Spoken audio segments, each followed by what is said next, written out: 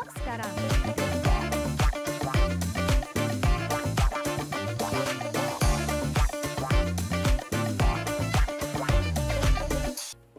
Halo semua, selamat sore dan pada video kali ini ya kita akan membahas kembali untuk update ya dari XAUUSD atau gold ini sendiri ya, dengan saya Johan, dan kita mau mulai dulu ya.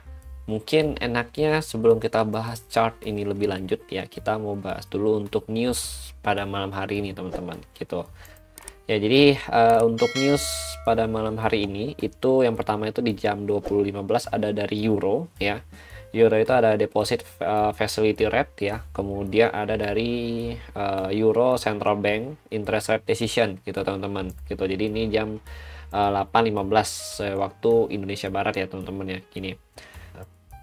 Emang terlihat kalau kita lihat ini ada cut rate lagi dari Euro itu sendiri ya, dari 3,4 ke 3,15. Nah, ini memang dampaknya apa sih kalau misalkan ada cut rate gini ke Euro? Itu biasanya adalah negatif for Euro teman-teman. Artinya ini bisa mendongkrak posisi Euro USD ya. Bisa mendongkrak posisi USD untuk naik kembali gitu. Karena kan kayak bayangin ini Euro ya, ini USD ya gitu ya. EU ya namanya ya. Kalau euronya cut rate ya, ini kan dia cut rate nih tadi 3,4 ke 3,15 ya, berarti kan euro turun nih ya, melemah, otomatis pastinya USD naik gitu teman-teman. Makanya ini kalau kita perhatikan memang akan terjadi momentum euro USD ini akan turun teman-teman gitu. Itu kalau yang kita pantau, dan potensi dampaknya apa? USD naik nih. Nah, kalau USD naik itu nanti akan berdampak ke pair yang pasangannya dengan USD juga ya, salah satunya itu adalah gold atau XAUUSD ya teman-teman ya gitu. Nah, kalau USD naik, nah gold ini berarti ada potensi dia untuk going down nih ya, si gold ini ya, gold ya, dia kan potensi untuk turun ya kalau misalkan harga dolar ini lebih kuat ya daripada si emas atau gold ini sendiri gitu teman-teman. Itu kalau kita lihat dari tingkat korelasi antar pair ya teman-teman ya. Tapi kalau misalkan kita lihat dari sentimen, itu pasti akan beda lah, itu akan lain cerita gitu teman-teman. Pokoknya kalau kita lihat dari korelasi, normalnya seperti ini gitu ya. Tapi kalau misalkan dari sentimen market is another level lagi, dan itu sudah beda cerita lagi. Itu biar market yang menentukan maunya bagaimana gitu teman-teman. Oke, makanya saya selalu bilang tetap jangan terlalu overconfidence ketika kita trading ya. In case kita ini win terus, menang terus gitu ya, atau bahasanya win rate kita lebih besar ya dari lossnya kita, tetap kita nggak boleh overconfidence ya teman-teman ya gitu. Kita harus tetap sebisa mungkin on the track ya, dan stick to the plan ya, supaya kita tetap on portofolio kita tetap grow gitu teman-teman gitu. Oke. Nah, kemudian di jam 20.30, jadi 15 menit ya after ECB interest rate decision ya, itu kita dihadapkan lagi dengan initial jobless claim dari USD, dan juga ada PPI ya dari USD ya teman-teman ya. Dan after that 15 menit lagi itu ada Euro Central Bank press conference ya teman-teman ya, ini dari Euro juga. Nah, ini nantinya kalau press conference seperti ini speech ya teman-teman ya, ya sejenis FOMC ya, seperti itu ya teman-teman ya. Nah, ini nanti akan berpengaruh juga nih ke Euro sama USD, dan nanti akan ngaruh juga ke si USD ini sendiri teman-teman. Jadi sangkut pautnya cukup banyak gitu. Oke. Kalau dari PPI memang tidak ada banyak perubahan ya, tapi kalau dari jobless claim ini ada sedikit pengurangan klaim sih ya. Jadi ini cukup mendukung sebenarnya untuk USD naik ya. Setelah kemarin kita cek nih ya, kalau kemarin kita cek itu hasil dari news ya, untuk USD itu kan cukup bagus ya dari CPI-nya. Kalau kita pantau di sini nih ya, CPI cukup bagus, mengalami kenaikan. Jadi untuk PPI harusnya juga ada sedikit kenaikan nih gitu teman-teman ya. PPI harusnya juga ada sedikit kenaikan, dan nantinya ini udah euronya cut rate dan memang positif for USD, ditambah jobless claim juga menurun, itu juga positif untuk USD, dan ditambah lagi PPI juga ada potensi naik karena CPI-nya naik gitu ya teman-teman. Ini kan otomatis kalau konsumsi naik ya, produksi atau itu pabrik-pabrik kan butuh tenaga kerja lagi nih ya gitu ya, maka produsen pasti naik juga gitu. Tapi karena ini CPI-nya kalau saya lihat memang kenaikannya cukup tipis gitu ya, makanya sepertinya kenaikannya juga nggak akan begitu signifikan untuk si PPI ini ya teman-teman ya. Tapi ya nanti let's see ya nanti hasil newsnya itu bagaimana gitu. Jadi memang untuk malam ini sih sebenarnya sangat-sangat mendukung si USD ini untuk naik ke atas atau strong ya teman-teman, strong for USD intinya gitu. Ya, jadi itu kalau kita bahas dari korelasi dan juga news untuk malam hari ini, teman-teman. Oke. Nah, sekarang kita mau kembali lagi untuk membahas chart ya dari si gold atau XAUUSD untuk malam hari ini. Oke, jadi setelah kita membahas ya gold dan membuat dua zona di atas ya. Ini kan ada zona 1, zona 2 ya, teman-teman ya. Nah, untuk saat ini gold ini berada di zona pertama kita teman-teman. Dan kemarin kalau kita kalian ada nonton TikTok saya update ya, ini ada Marubozu yang nge-breakout dari model candle nih kalau kita lihat ya. Ini kan dia sideways ya, artinya selama range sideways dia ini ya, ini adalah inside bar teman-teman. Ini inside bar ya, jadi ini model candle ya, ini sideways range inside bar, dan ini dia berhasil ngebreak nih Marubozu ini gitu teman-teman. Makanya saya bilang ke kalian di update TikTok ya, ini perlu kalian perhatikan gitu untuk si Marubozu 2 ini, karena selama price atau harga belum bisa nge-breakdown ya di bawah Marubozu ini atau di bawah 2665 ya, itu dia masih potensi lebih besar untuk melanjutkan kenaikan gitu ya.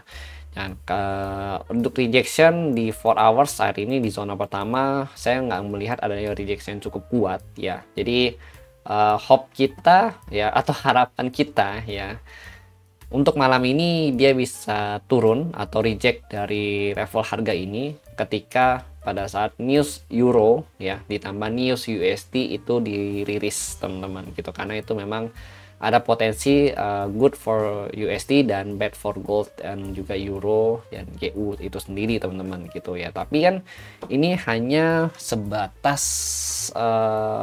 harapan ya pasti ya, bahasa itu kayak bukan harapan sih ya, tapi lebih tepatnya pandangan gitu secara data yang ada gitu ya. Jadi kita nggak mau jadi cenayang lah, dan saya juga bukan cenayang gitu kan, buat apa gitu ya. Ya kita trading sini realistis aja sih gitu. Kalau misalkan intinya nggak bisa dan nggak memenuhi standar SOP kita, ya udah nggak usah di tag gitu teman-teman. Ya saya juga trading juga begitu kok gitu loh. Karena kalian mau lihat nggak hasil trading saya ya selama ini personal ya, ini trading personal saya sih gitu loh. Saya modal nggak banyak-banyak banget, ini salah satu akun saya ya, ini modal kurang lebih saya masuk 500 USD, sekarang udah 818 ya, dan ini saya WD setiap minggu gitu. Jadi ini start 500 saya itu dari hari Senin gitu teman-teman.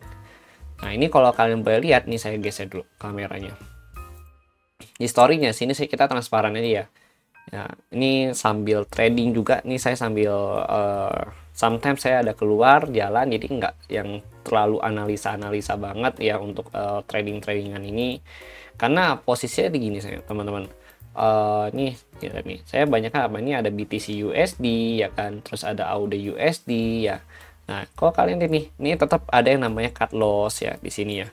Ini ada cut loss ya, terus ada profit ya teman-teman ya. Sale-nya berapa, lot-nya berapa ya kan. Nah ini kalau kalian lihat nih, saya udah withdraw kurang lebih $4.000 yang 4.500, deposit 3.000, karena kadang sometimes saya itu suka nih WD semua, habis itu saya balikin lagi gitu loh. Nah terus ini ada profit kurang lebih 2.400 gitu teman-teman, dan ini akun udah berjalan kurang lebih sekitar 2 bulanan gitu ya. Terus kemudian kalau kalian perhatikan ya Bang, kira-kira ada pernah minus nggak sih? Ya ada, ini minus teman-teman. Nah ini kalau kalian perhatikan nih ya, ini minus nih gitu loh. Nah ini minus, ini minus gitu. Tapi ya mau di-cut aja gitu loh. Ya ini kalau kalian perhatikan juga nih AUD USD, ini BTC. Nah, ini ada XAU nih kecil ya. XAU saya ada masuk posisi buy, tapi after that saya close ya. Ini nggak menurut saya nggak masuk SOP terakhir gitu, makanya saya close 0,4 0,54 ya gitu teman-teman. Nah, kemudian kalau kalian perhatikan lagi ya, nah ini tetap ada lossnya nih ya. Jadi nggak mungkin lah kita trading itu nggak punya loss ya. Ini realistis saya, ini akun real saya gitu ya. Gitu, ini XAUUSD saya trading, terus ini ada GBP/JPY juga, BTC USD, XAUUSD ya kan. Nah, ini saya ada trading XTI atau US Oil ya di sini nih ya. Ini XTI, kemudian ada lagi nih. Ya ini GBP/JPY saya cut loss ya untuk GJ.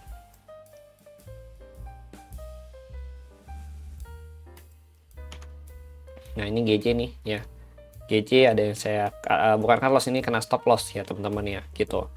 Nah, ini saya withdraw ya kan. Terus ini profit lagi, puji Tuhan ya. Ini GBP/JPY saya mainnya ya. Jadi saya nggak memaksakan kalau misalkan in case gold ini kita nggak punya tren asli ya, atau kita belum bisa ngebaca trennya, belum dapat nih ya trennya, itu kita jangan paksain dulu sih gitu teman-teman. Karena saya kurang lebih main 5 instrumen untuk saat ini ya, sambil jaga-jaga equity saya juga gitu ya teman-teman ya. Nah, supaya fungsinya apa? Supaya kalau misalnya in case satu pair ini nggak bisa kita mainkan, ya udah kita masih ada banyak pair, beberapa pair lagi yang bisa kita manfaatkan gitu. Jadi nggak usah terlalu dipaksakan. Nah, kalau misalkan in case kalian nggak dapat momen untuk hari ini gitu ya, ya udah kita nggak trading dulu gitu teman-teman. Nah, ini nih ya, ini ada minusnya juga. Nah, ini hit BEP ya teman-teman ya, ini kena BEP di sini tuh ya. Oh, ini bahkan minus kena BEP-nya tuh GJ ya teman-teman ya. Terus ada lagi nih. Nah, ini profit lagi. Nah, ini loss nih. Ini loss gitu ya. Ini loss di XAUUSD gitu teman-teman. Ya, jadi sebenarnya apa ya? Saya itu ngebuat catatan trading saya sendiri gitu teman-teman. Ini sudah sering saya tunjukin juga ke kalian semua nih ya. Ini profit berapa hari ini, dan kalau kalian lihat nih ada yang bolong ya, ini artinya saya nggak trading gitu teman-teman gitu ya. Jadi menurut saya sih penting gitu untuk kita menjaga equity kita ya, dan meminimalisir resiko gitu ya. Seperti yang saya pernah bilang lah, kalau memang nggak dapat momen ya nggak usah dipaksa gitu. Kayak hari ini saya cuma buka di BTC ya udah gitu. Nah, BTC saya udah buka ya, udah dapat juga ya, udah selesai gitu teman-teman. Saya nggak akan main lagi gitu kan.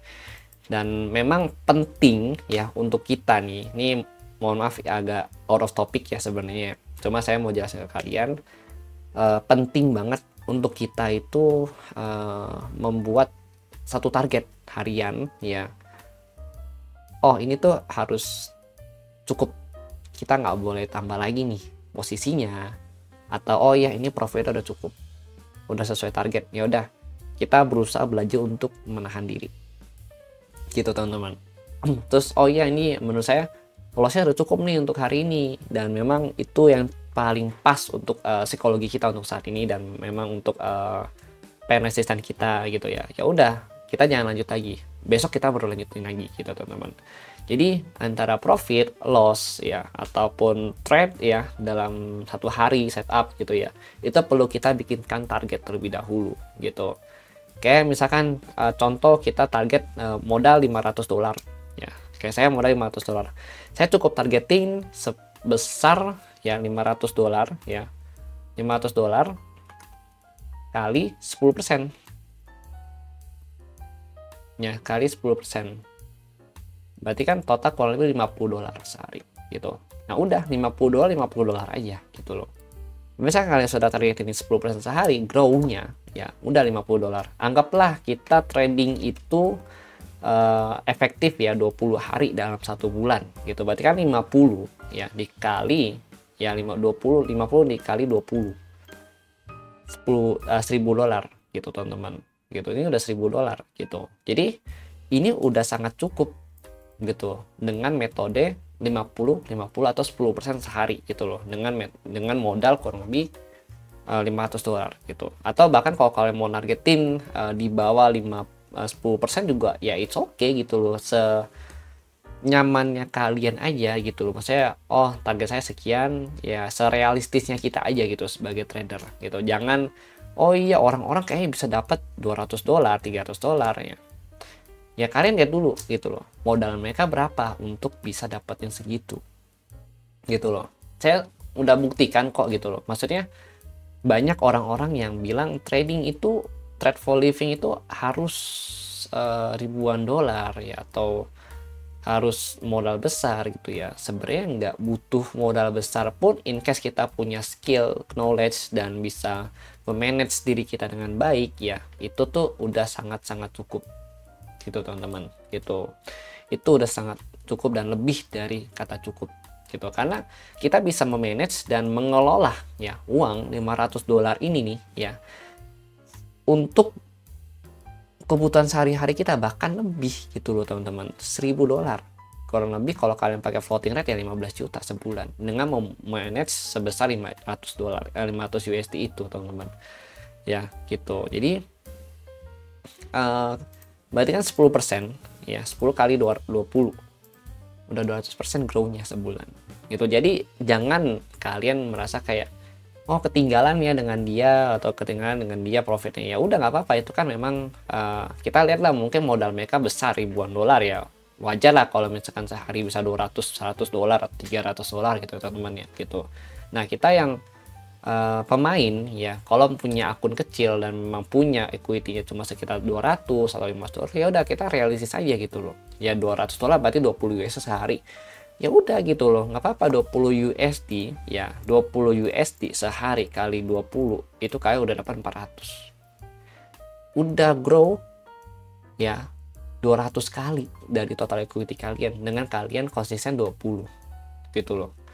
Ya jadi jangan merasa kayak percuma gitu dengan modal kecil, padahal 400 USD ini ya kalau kalian kali misalkan kurs 15.000 ya, 6 juta sebulan itu udah gaji UMR Jakarta gitu teman-teman, hanya dengan kalian trading konsisten ya 20 hari trading ya selama 1 bulan konsisten 20 USD ya.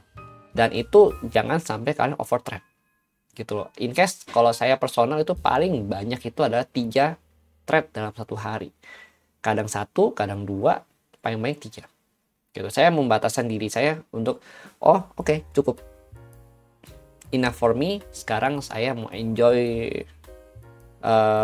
kegiatan yang lain ya, menikmatin sisa waktu yang ada di hari yang sama gitu ya, dengan mengerjakan hal-hal lain, ngumpul sama orang yang kita suka, kita sayang gitu, keluarga gitu ya, atau ngerjain sesuatu yang bisa mengembangkan diri kita lagi untuk lebih baiknya ke depannya gitu ya. Jadi jangan merasa kayak oh ya udah selesai nih, target kita udah kecapai di sesi Asia, terus kita mau ngambil lagi gitu ya nanti di sesi London atau US, karena kita tahu nih volatilitas pasti tinggi gitu ya.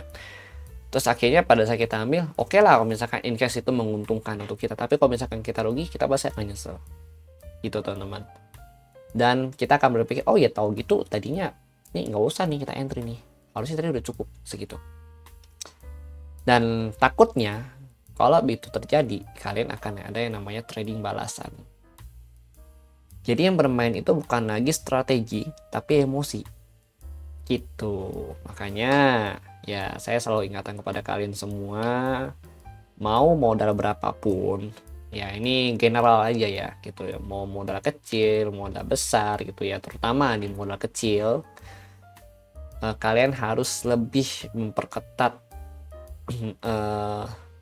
habit trading kalian, kemudian sistem trading kalian gitu loh. Dan kalau misalkan sekali SL terus kalian ganti sistem lagi ya kan, terus 2 kali SL kalian ganti lagi nih strategi tradingnya gitu, itu nggak akan jadi sebuah sistem yang sempurna gitu, karena yang salah itu bukan sistem atau strategi tradingnya gitu, tapi memang kita lagi nggak dapat aja gitu, lagi loss aja gitu loh teman-teman. Emang market ya kan nggak bisa ditentukan gitu loh.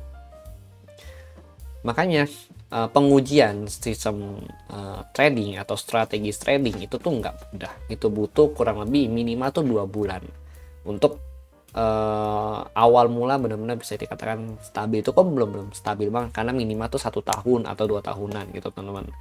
Ya gitu sih. Jadi it's not easy lah untuk kita semua yang memang ada di industri trading ini gitu teman-teman. Oke. Ya jadi apa ya?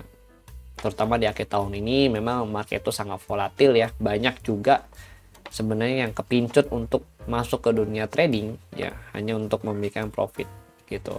Sebenarnya yang harus kita pikirkan dulu adalah lossnya berapa sih yang kita mau. Baru kita pikirin, oh ya maunya profit sekian gitu. Oke. Ya gitu. Jadi lanjut lagi ya, kita mau lanjut lagi untuk si bagian chart ini. Nah kemudian ini karena belum ada good movement ya dari sini, makanya untuk saat ini lebih baik saran saya sih wait and see dulu aja gitu. Kalian kalau mau nge-sell ya kalian kalau mau nge-sell jangan di posisi yang candle chartnya tuh seperti ini gitu. Tambah lagi ini 20.000 bawah sini belum di break sama dia. Sebenarnya untuk amannya sell tuh di bawah 2665 gitu teman-teman. Tuh kalau mau amannya gitu. Oke. Tapi kalau misalkan in case kalian Bang kalau mau zona sell yang cukup aman di mana, sebenarnya di trading ini tidak ada yang aman guys gitu. Tidak ada yang aman. Ya. Tapi di sini saya boleh apa ya prefer kalian untuk sell di sini ya di 2750 sampai 2760 ya. Cuma memang masih butuh konfirmasi, cuma ini memang agak medium risk aja untuk di sini ya. Resiko tetap ada. Dan untuk yang low risk menurut saya untuk saat ini masih di sini. Nah, di ATH-nya dia 2781 sampai 2790-an gitu, teman-teman. Oke. Jadi jangan kalian sesekali berpikir tuh gini, "Oh, ini udah mau deket ATH nih." Ini kan ATH ya, teman-teman ya. Berarti kan range ATH ini udah kecil. Oke. Jadi ya udah nggak apa-apa lah gua sell dari sini, nanti gue layering sampai ATH. Terus siapa tahu kan dia turun lagi begini kan lumayan gitu ya. Kayak ini nih, ya turun ke sini gitu. Permasalahannya adalah oke, kalau memang itu benar sampai sini dia turun gitu, kalau benar. Tapi kalau misalkan sampai sini dia naik lagi ya udah boncos lah dua orang semua gitu loh. Nanti yang disalahin siapa? Tradingannya. Karena yang salah itu adalah diri kita sendiri gitu teman-teman, yang terlalu maruk gitu. Oke. Jadi jangan terlalu greedy. Kalau kalian greedy pasti akan habis di dunia trading, mau dimanapun sih ya, mau dimanapun, nggak cuma di dunia trading ini. Itu cuma memang tamparannya memang cukup besar kalau di dunia trading ini teman-teman. Slap ya sama market gitu ya teman-teman ya, berasa dah itu. Dan biasanya yang seperti itu tuh nggak akan jerah sampai benar-benar ditampar keras sama market ya, sampai dia ngerasa kayak oh cukup nih, udah cukup, baru dia bisa nyerah gitu teman-teman, untuk benar-benar taat ke SOP-nya dia lagi gitu. Oke.